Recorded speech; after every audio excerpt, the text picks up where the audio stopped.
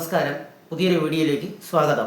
അങ്ങനെ പാട്രിയോട്ട് 50 കോടി കടന്നിരിക്കുകയാണ്. 2 ദിവസം കൊണ്ടാണ് പാട്രിയോട്ട് 50 കോടി നേട്ടത്തിലേക്ക് എത്തിയിരിക്കുന്നത്. കളക്ഷൻ ഡീറ്റെയിൽസ് പറഞ്ഞാൽ ആദ്യത്തെ ദിവസത്തെക്കാളും 38% കുറവ് കളക്ഷൻ ആയിരുന്നിട്ട് കൂടി ടോട്ടൽ ഇന്ത്യ കളക്ഷൻ 18 കോടി 73 ലക്ഷത്തിലോട്ട് പാട്രിയോട്ട് എത്തിയിരിക്കുകയാണ്. 15 കോടി ഓവർസീസ് കളക്ഷൻ വന്നിരിക്കുകയാണ്. രണ്ടാമത്തെ ദിവസം 15 കോടി മാത്രം രണ്ടാം ദിവസം ഓവർസീസ് കളക്ഷൻ വന്നിരിക്കുകയാണ്.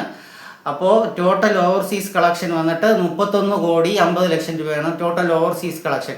ട്രാക്കേഴ്സ് കണക്ക് പ്രകാരമാണ്. ചിലപ്പോൾ അതിൽ കൂടുതലും ആവാം, കുറവുമാവാം.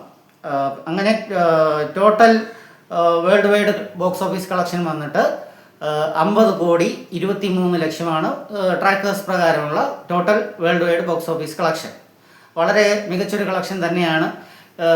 ഈ ഇന്നത്തെ ഞായറാഴ്ച ഇന്നലത്തെക്കാളും കുറച്ചുകൂടെ വർധന ഉണ്ടായിട്ടുണ്ടെന്ന് തോന്നുന്നു.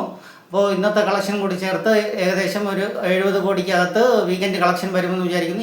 ഈ വർഷത്തെ വീക്കെൻഡ് ബോക്സ് ഓഫീസ് റെക്കോർഡ് ആവാനുള്ള എല്ലാ ചാൻസും കാണുന്നുണ്ട്.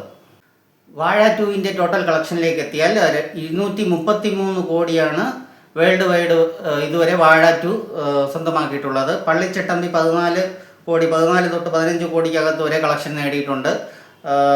ഭരതനാട്യം 2 മോഹിനിയാട്ടം ഏകദേശം 40 കോടി വരെ വേൾഡ് വൈഡ് കളക്ഷൻ സ്വന്തമാക്കിയിട്ടുണ്ട്. ഏറ്റവും റവന്യൂ നേടിയ സിനിമ എന്ന് വേണമെങ്കിൽ പറയാം ഭരതനാട്യവും വാഴ 2.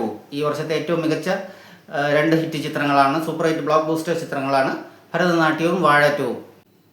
ഇനിയും ഇതുപോലെ നല്ല നല്ല സിനിമകൾ വരട്ടെ, നല്ല നല്ല ബോക്സ് ഓഫീസ് കളക്ഷൻ ഉണ്ടാകട്ടെ, മലയാള സിനിമ വളരട്ടെ എന്ന് നമുക്ക് ആശംസിക്കാം. ഇനി പുതിയ കളക്ഷൻ റിപ്പോർട്ടുകളുമായിട്ട് നാളെ വരുന്നതായിരിക്കും.